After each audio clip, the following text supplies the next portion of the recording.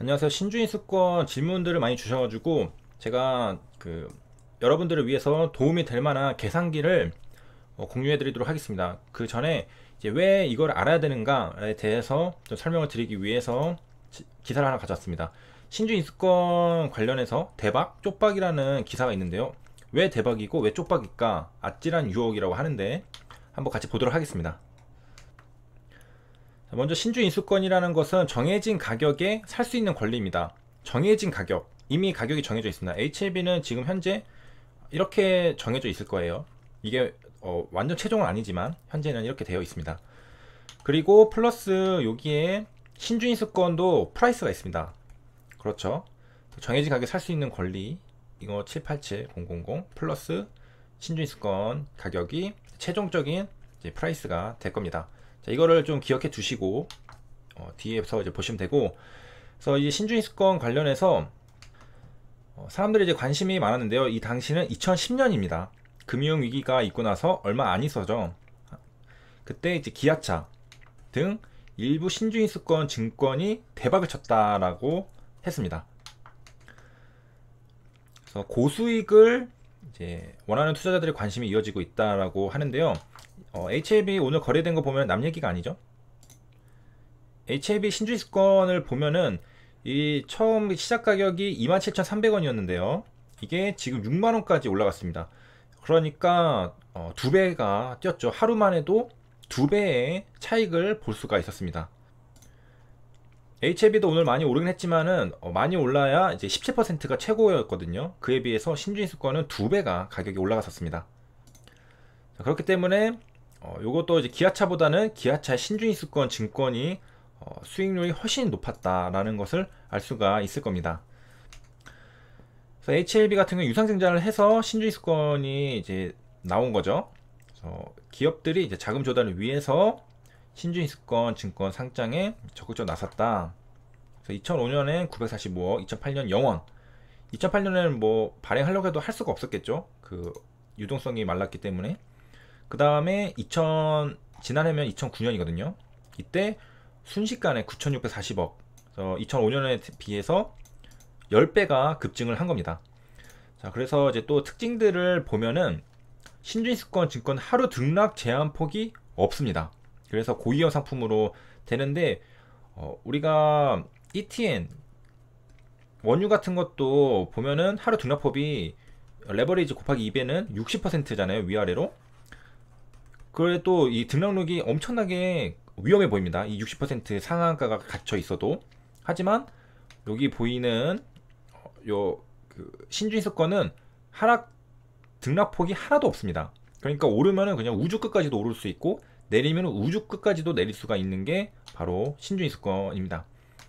그래서 2008년 0에서 9,600, 약 1조 원으로 급성장했고 주가 비해 행사 가격이 낮을수록 좋다라는 말은, 주가가 이렇게 있으면 행사 가격은 이쯤에서 있잖아요. HLB 같은 경우에는 20% 할인이 되어 있습니다.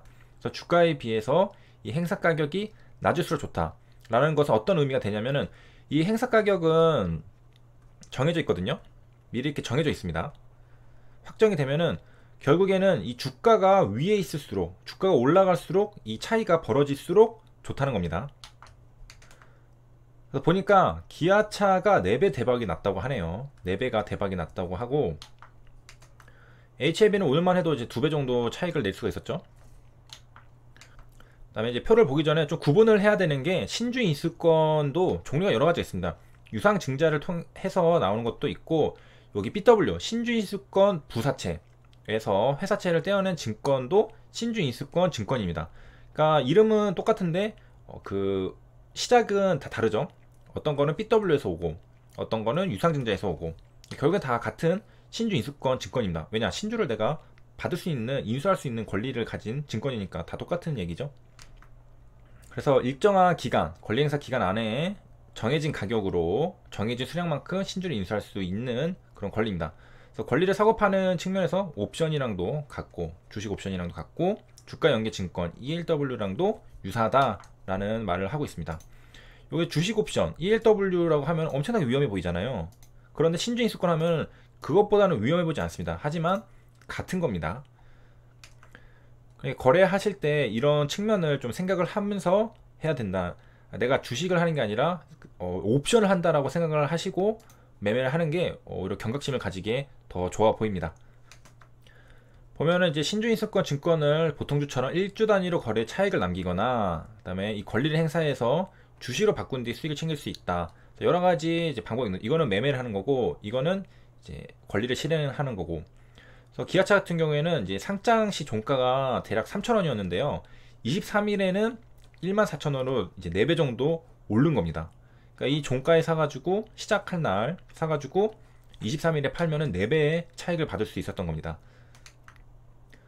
자, 이거를 이제 이렇게 잘라가지고 구분을 해보겠습니다. 앞에 1번, 뒤에 2번. 1번은 이거 그냥 매매. 이거는 권리 실현, 권리 실행. 그래서 앞에 거를 보면은 2,890원에서 14,750원으로 총 여기 11,860원의 이익을 거둔 겁니다. 네, 두 번째는 이거를 이제 신주인수권을 행사를 해서 6,880원으로 그 돈을 내고 주식을 받습니다. 그러면은 총 얼마를 들여서 산 거냐? 9,770원에 산 겁니다. 요거 더하면 되죠. 여기 2,890원을 주고 내가 이 프라이스를 샀잖아요. 아까 그 위에서 제가 말했듯이 이 프라이스, 신주인수권 가격, 그 다음에 요거 그 가격은 내 토탈 들어간 돈이죠. 그래서 이거 2,890원이랑 6,880원을 더하면은 내가 토탈 들어간 돈이 이 9,770원입니다. 이거를 하면은 주가가 지금 21,700원이니까 내 토탈 들어간 9,770원을 빼면은 차익이 바로 여기 11,930원이 남습니다. 그래서 1번은 이제 매매, 그냥 신주인수권을 사고 팔고 했어요. 그랬을 때 11,860원의 이익을 거둔 거고, 두 번째는 내가 신주인수권을 사서 주식으로 바꿨어요. 그런 다음에 팔았어요. 그러면은 11,930원의 차익이 생기는 겁니다. 그래서 두 가지 다 사실은 뭐 비슷하면서도 그 행사하는 방법에 대해서는 달랐죠. 하나는 주식을 받지는 않고 곧장 그냥 신주인수권 자체로 파는 거고, 두 번째는 이걸 행사해서 팔아가지고 차익을 생긴 거고, 이렇게 두 가지 방법으로 했다는 것이고요.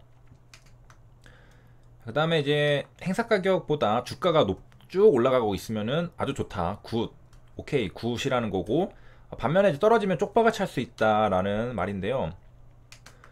자, 그 문제는 이겁니다. 만기일 주가가, 여기까지 주가가 신주인수권 증권 가격 플러스 행사 가격보다 낮을 때가 문제가 되는 겁니다.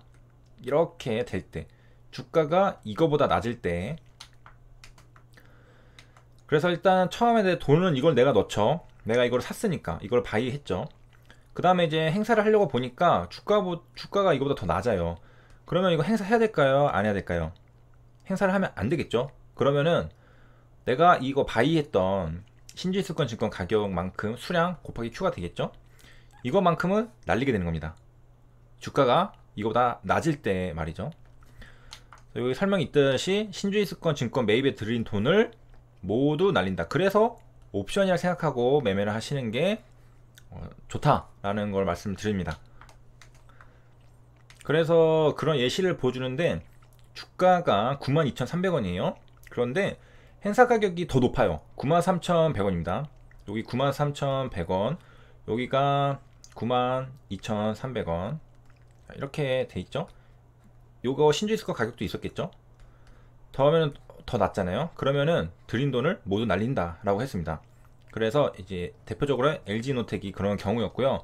그렇기 때문에 시장 상황에 영향을 많이 받아 행사 기간을 잘 따져야 된다. 왜냐하면 기간이 길수록 이게 주가가 이렇게 될 수도 있거든요. 그래서 행사 기간 2년 미만인 것에 투자하는 것이 좋다라고 말했습니다.